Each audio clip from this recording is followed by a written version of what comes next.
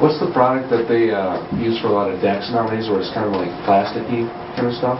It's not. Well, there's the true 100% plastic, Yeah. and that's PVC. It wasn't bad. No, it was. And then there's what they call a composite material, Yeah. and that's very similar to a fiber cement. Okay. But instead of mixing cement with wood fibers, they're going to mix plastic with wood fibers. Gotcha.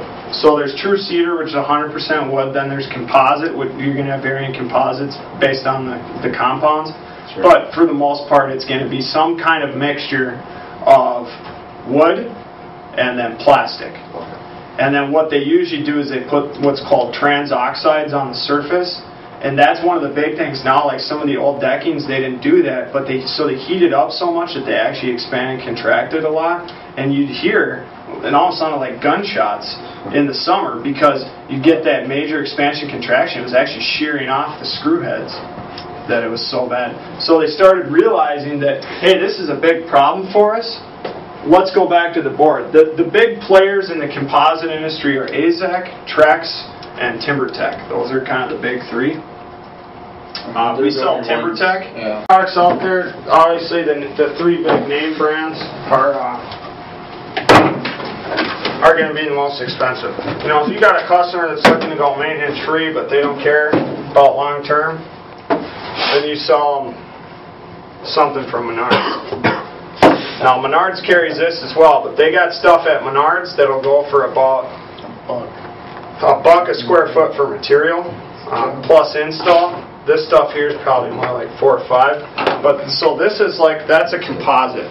So that's a mixture of wood and plastic, whereas this is 100% plastic. You see the difference? If you guys never worked with that stuff, it's screwing it together and making a pallet and doing so gets to be a little bit tricky. So like this here would be 100% plastic versus like that's going to be a composite. So you can see, actually see the wood fibers. Sure.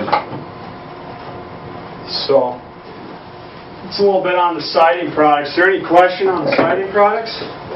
Which product has the most color options?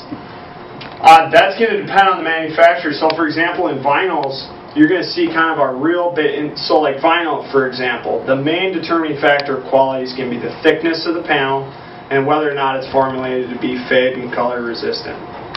Okay. So vinyls, the panels usually, and the term is mil.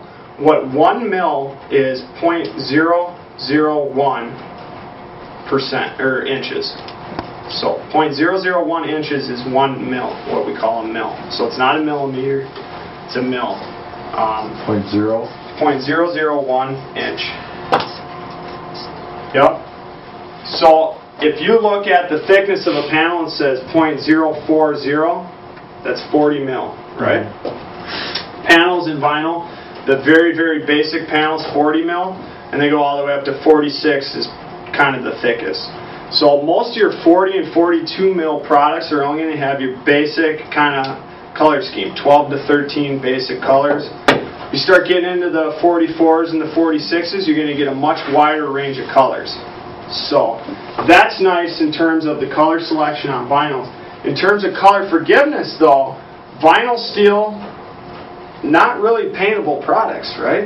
I mean, you can paint steel, you can paint aluminum. It's usually not recommended. We painted a couple aluminum houses last year. It looks great. It's not going to last forever, though. It's not a forever solution, and it's expensive to paint, right? So why do people like putting cedar on their house? Because they can change the color. That's why people like wood, because they can change the color. So fiber cement has the benefit of being able to say, okay, this is a forever product. This is going to stand up to hail. This is never going to rot out. But you can change the color on it. It's paintable. Mm-hmm. That's the coolest thing about it, right? And it comes in some fancy pre-finished colors, which they've done a lot of work in selecting. Yeah. But we can also paint it any color out there. So we can match that to the teddy bear or whatever they want. So that's the thing in terms of color. Fiber cement and wood are very forgiving. The vinyl, steel, and aluminum aren't.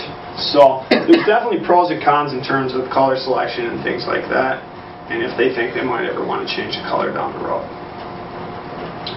Do you have to replace the whole house, or are there any of them that you can patch? You can patch stuff in. You know, typically if we're going to recommend one of these products here, like a Masonite, we're only doing that because of their budget. So you always want to ask your person, you know, if they're not looking to spend 20 grand, don't talk to them about fiber cement, right? You talk their ear off all day, they're just not ready to spend. So you got to kind of, you know, if you're out doing a paint job, but they got some rotted out Masonite, you know, typically the bottom course is the worst, because what happens is the carpentry crew slaps it on pre-prime, and then the painters come back. Well, guess what happens when the painters spray out the siding? How often does that painter get down to about 3 inches from the ground and spray upwards at the bottom of that bottom panel? Never. So it never gets painted, right? So it stays raw, and then you get the water bounce back. As soon as any of that gets in the panel, it busts open, more water gets in. Usually that bottom course of siding is very, very common to be the first one to rot out.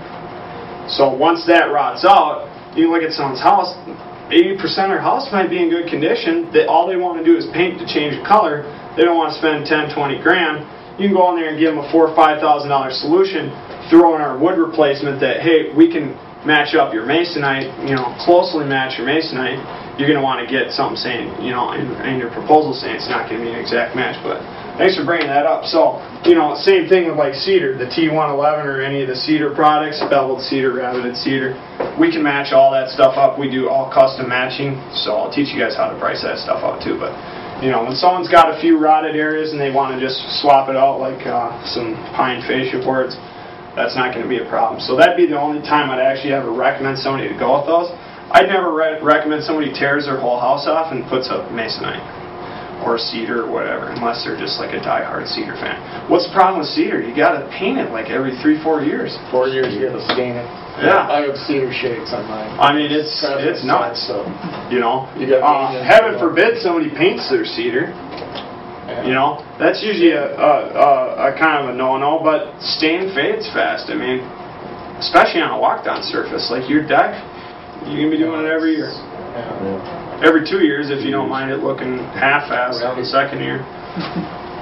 So that's that.